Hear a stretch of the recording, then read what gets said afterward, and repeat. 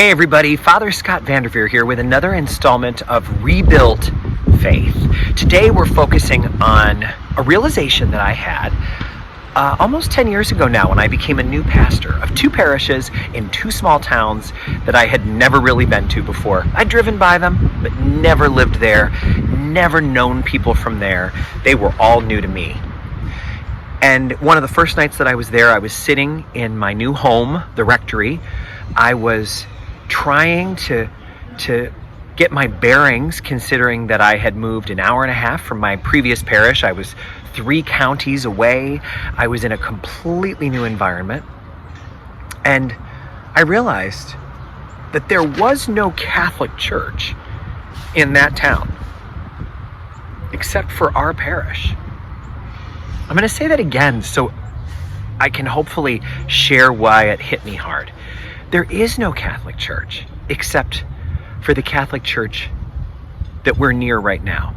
There is no such thing as an idea of a Catholic church. There is no such thing as a Catholic church that exists apart from our actual community, our actual parish, where we are really living together and really hearing the gospel each week together and really receiving the Eucharist together.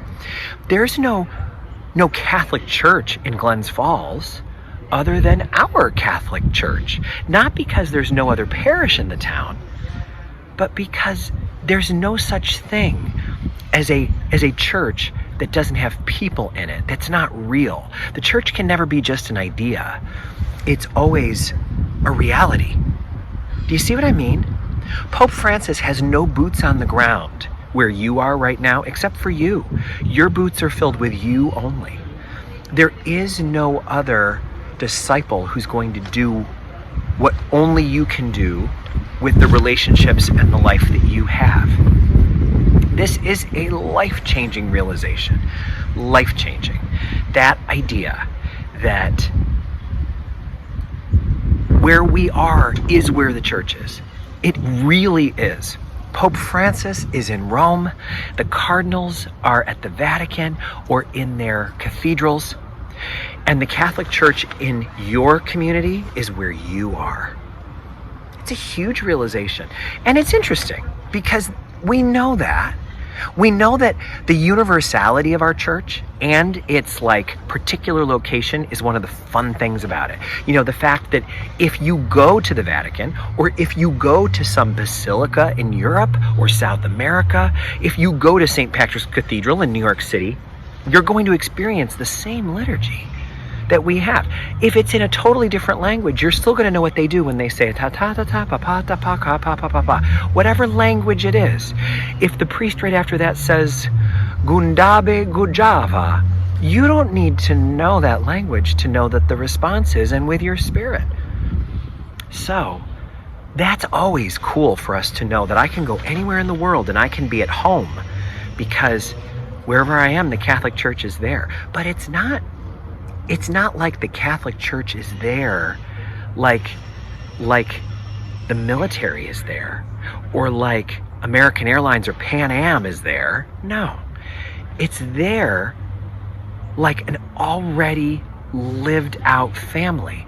It's not there as a visitor or an intruder. It's from there. It's from everywhere. And whenever you want to see the church, you can't look to an idea. You have to go be with the people of that area.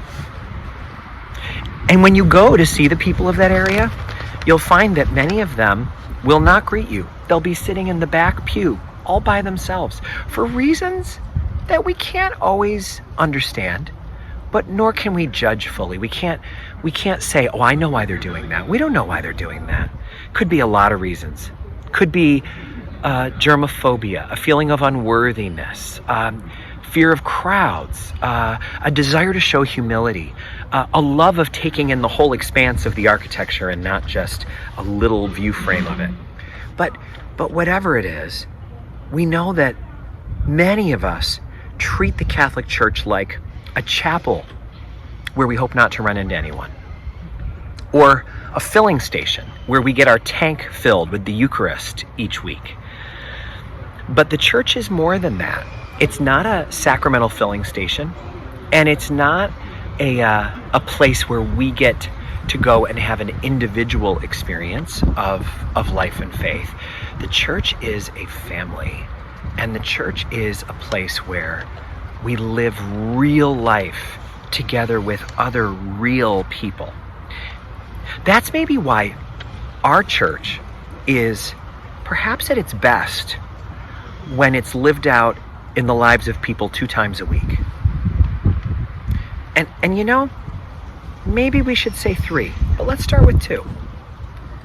2 times a week when we go to church and do the thing that we are told to do in the 3rd commandment of loving God with our mind, soul, and strength, and keeping holy the Sabbath day, going to church, worshiping God, receiving the Eucharist. All of that is one of the most important things we can do each week.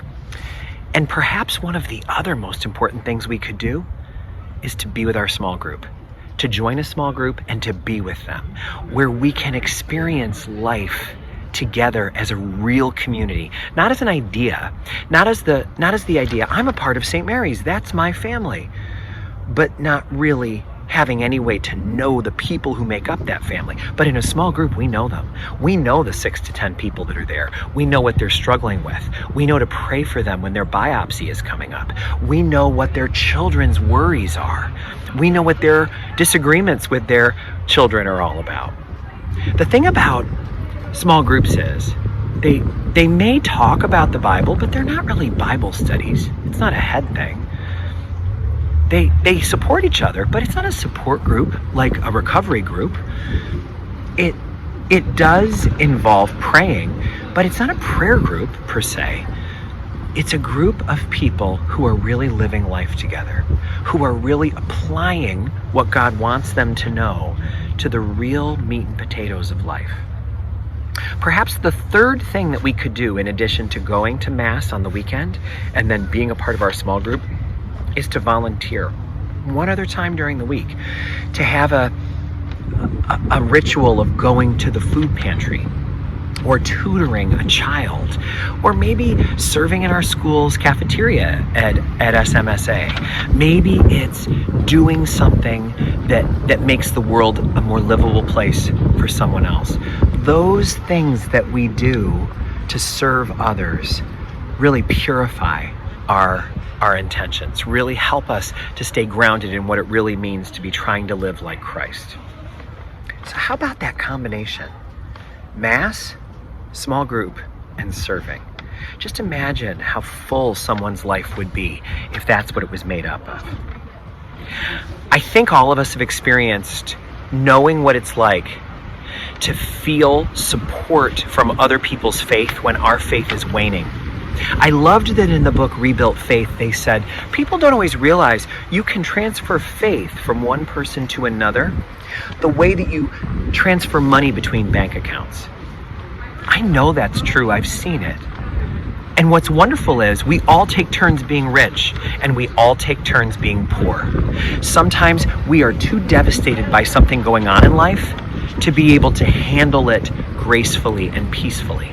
But with our support of small groups, the support of loved ones who are with us throughout the journey, we can face almost unfaceable things. We can be reminded of what we can't have at the tip of our brain at a given moment. And then we can return that favor later when our faith is strong and the others are struggling. So many deep thoughts about the role of community. It's probably why we know throughout the Bible God commanded followers to gather in groups. We are a people. We are social creatures. We need each other. We were designed that way. If you don't like it, you have to take it up with the manufacturer. And I don't think that customer service number is found anywhere else but in your local parish.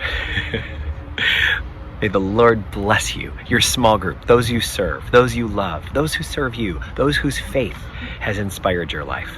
And may God be with us on this journey toward heaven.